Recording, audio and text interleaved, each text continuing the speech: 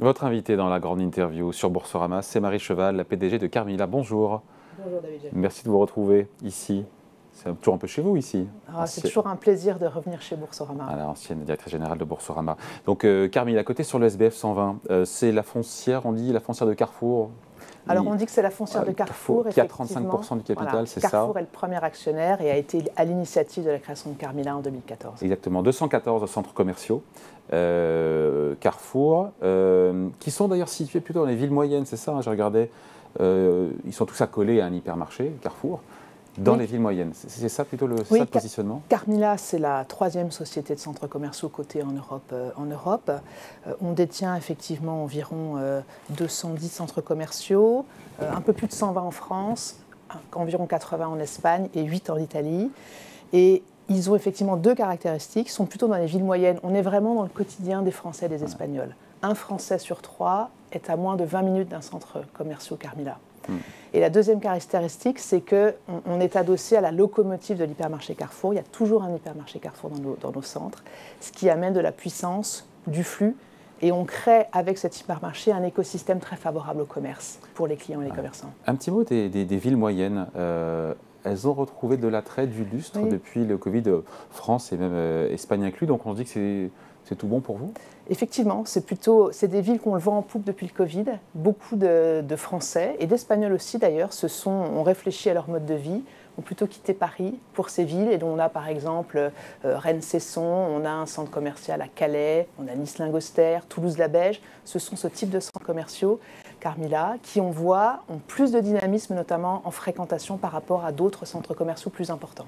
Avec une quarantaine de boutiques en moyenne à chaque fois. Voilà, une quarantaine, ça va de 40 à plus de 100 boutiques.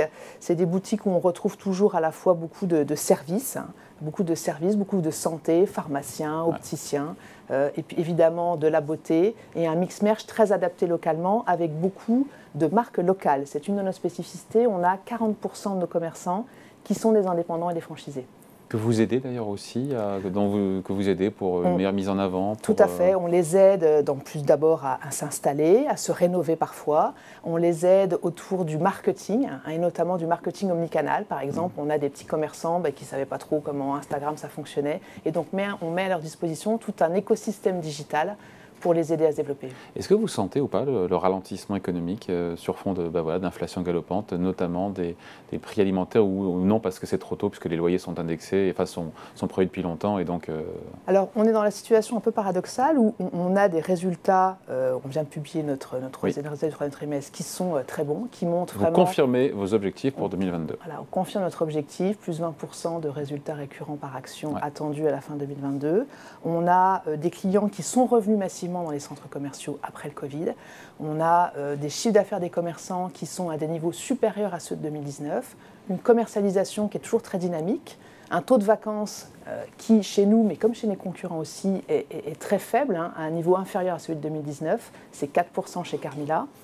Donc on voit qu'on est très loin parfois de ce qu'on disait des centres commerciaux. Oui, on disait que les marques allaient quitter les centres commerciaux après le Covid. En fait, il n'en a rien été. Il n'en a rien été. Je crois que le Covid, tout le monde s'est aussi aperçu que la vie, ce n'était pas de rester chez soi et de se faire livrer des choses par Internet, mais que le centre commercial, il a aussi un rôle social. Aujourd'hui, c'est 7 Français sur 10 qui vont dans un centre commercial tous les mois. Et l'an dernier, 93% des Français sont allés dans un hypermarché Carrefour. Donc on a parfois une vision un peu, j'allais dire, parisienne du commerce. Ce n'est pas la réalité locale, ce n'est pas ce qu'on voit dans nos centres. Et donc, on est effectivement avec des résultats qui, à date, sont très bons. Évidemment, nous sommes très sensibles, très obsédés en ce moment par les sujets d'inflation. Voilà. Mais pour l'instant, l'inflation n'impacte pas vos revenus? Pas du tout, non. Pour l'instant? Pour l'instant. Bon, jusqu'ici, tout va bien. Loyer en hausse de 23% sur 9 mois, dont 5% de croissance organique. Donc le reste vient de quoi? De l'extension 5% de croissance organique, le reste vient du retour à la normale. L'année dernière, on avait une année qui était très perturbée encore par le Covid. Voilà. Et donc cette croissance organique, c'est un peu d'indexation et puis tous les travaux de transformation que nous faisons dans nos centres. On a cette année à peu près une vingtaine de projets, des projets de rénovation, des projets où on vient installer de nouveaux commerçants, des projets d'extension de pharmacie, beaucoup de projets autour de la santé. On vient positionner notamment des cabinets dentaires, ça fonctionne très bien. On en a une vingtaine dans nos centres commerciaux. Bon, donc en 2020, j'ai retrouvé les chiffres, les revenus locatifs, Marie Cheval, étaient de 350 millions d'euros. Quand retrouverez-vous ce niveau-là pour effacer la crise? On pense qu'on est pratiquement en niveau de normalisation sur les résultats récurrents pratiquement cette année, un peu l'année prochaine. On avait dit, on a lancé un nouveau plan stratégique il y a 1 an, on avait dit normalisation sous 2 ans. Bon. Et on est vraiment dans cette optique-là, avec beaucoup de travail sur le renouveau des commerçants, le renouveau du mix merch. Nous, on a vraiment profité du Covid pour pivoter, pour accélérer les transformations. Parce qu'en même temps, il y a eu des changements aussi dans les modes de consommation des clients.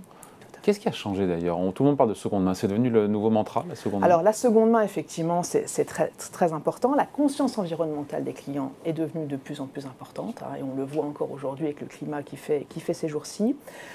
Vraiment, ce n'est pas un truc parisien? Pardon, vous parlez non, ce n'est pas du tout un truc parisien. Des billets, des tropismes parisiens. Nous, on a pris des engagements très forts autour de la trajectoire carbone, puisqu'on veut être neutre en émissions carbone en 2030 sur les scopes 1 et 2. Et c'est quelque chose qui reçoit beaucoup d'écho chez nos clients, qui demandent plus de verdure, effectivement, de nouvelles boutiques.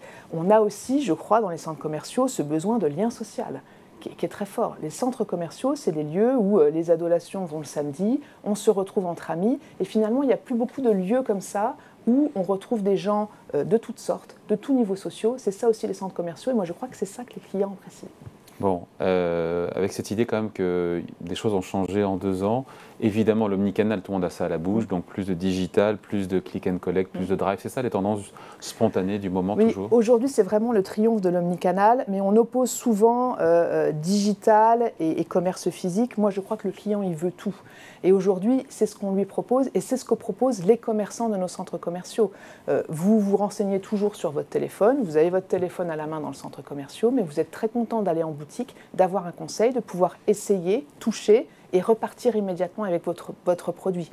On est souvent on imagine que tout le monde fait du quick commerce, commande en 30 minutes pour se faire livrer. Ça, c'est une réalité parisienne.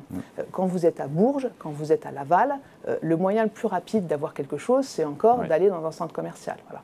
Et je crois que ça, le Covid a été vraiment un révélateur sur ce niveau-là. On s'est dit l'e-commerce va augmenter, ça va rester à des niveaux très importants. Et en fait, on voit qu'aujourd'hui, la part de vente digitale, par exemple, dans une boutique de prêt-à-porter, c'est environ 25%. Ça n'augmentera pas jusqu'à 80%. Il y a une réalité aussi géographique, sociale. La France, l'Espagne, ce n'est pas la Chine. Ouais. Après, il faut, j'imagine, toujours aller trouver des nouvelles marques. Bien sûr. Il faut créer de l'envie, il faut créer du désir, il faut en permanence renouveler l'offre. Le client, il attend de la nouveauté. Et ça passe par du local là, Ça passe par des marques locales, ça passe par des nouvelles marques qui se développent beaucoup, une marque comme Normal, par exemple, une marque comme Ritual. Ça passe également par des marques qui viennent du digital, ce qu'on appelle les DNVB.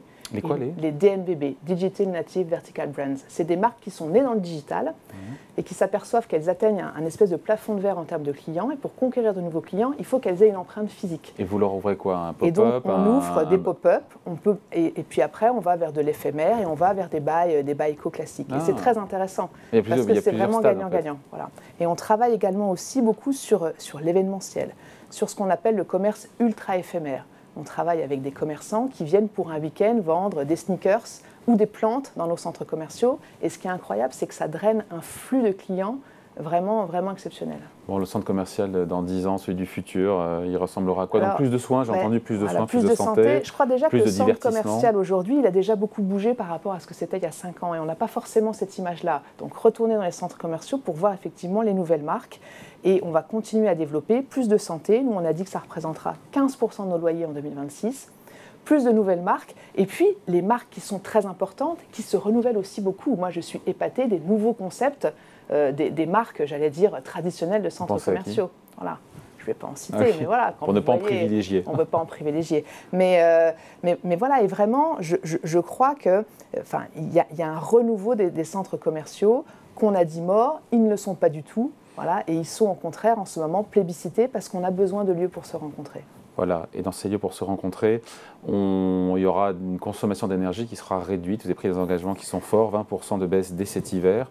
Donc on va se cailler les miches dans les centres commerciaux à 17 degrés cet hiver. Il fera un petit peu plus froid. Il faudra mettre le col roulé, quoi. Pour nous, c'est que vous pourrez acheter dans un très beau magasin dans le centre commercial. Non, pour nous, c'est évidemment un sujet d'actualité sur lequel on travaille depuis cet été pour faire en sorte que les charges, l'augmentation des charges soit acceptable pour nos commerçants. Et donc, nous avons pris effectivement un certain nombre d'engagements sur la température, donc ça sera 17 degrés. Oui. Sur je ne me la rends pas compte, c'est lumière. Combien aujourd'hui? Il faisait 24 degrés hier. Non, mais en hiver, en général, en hiver. En hiver, on était plutôt autour de 19-20. D'accord, oui. On a travaillé beaucoup sur l'éclairage, pour réduire l'éclairage, notamment dans les zones, les sas d'entrée, etc.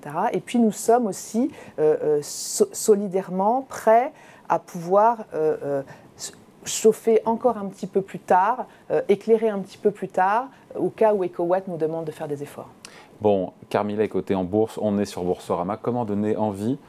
Ce n'est pas une valeur les plus en vue, encore qu'elle a intégré le SBF 120. Non, nous sommes dans le SBF 120. Il faut le dire. Comment donner envie aux investisseurs d'acheter des actions de Carmila? Quel est l'argument? Moi, j'en ai trouvé un, mais je vous laisse d'abord répondre. Alors, je pense que le rendement est très intéressant. Exactement, c'est les 8% de rendement. Voilà, exactement. Lié au dividende. Il n'y a pas que, mais quand même, c'est très intéressant. Sur l'action, il ne se passe pas grand-chose. Sur un an, sur 3 ans, l'action, elle est autour de à peu près flat sur un an, 3 ans. Mais 8% de rendement. 8% de rendement. On a pris des engagements très clairs sur notre politique de dividende. Donc, ça sera au minimum 1 euro jusqu'en 2026, 75% de payout. Et donc, ça nous laisse espérer effectivement un dividende pour l'année prochaine aussi très intéressant. Voilà, merci de passer nous voir. Donc, Marie Cheval, c'est un plaisir. La PDG de Carmila, invitée de la grande interview sur Boursorama. Merci. Merci.